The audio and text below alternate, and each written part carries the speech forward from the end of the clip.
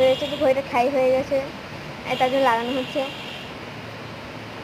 12 বছর ধরে একই ঘড়ি রেখে আসছি, তো হ্যাঁ হয়ে গেছে। তো হ্যাঁ, তো পোজ মেরে নিলাম, কড়কড়ি খাচ্ছি। হ্যাঁ, আমাদের এটাই স্টাইল, আমরা এভাবেই খাই। হে হে, মানে আমাদের স্টাইল।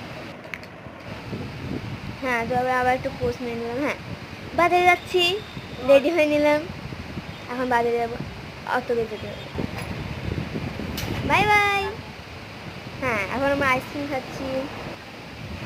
আইসক্রিম খুব ভালো খেতে। আমার মা নিন্দা করে আবার খাচ্ছি।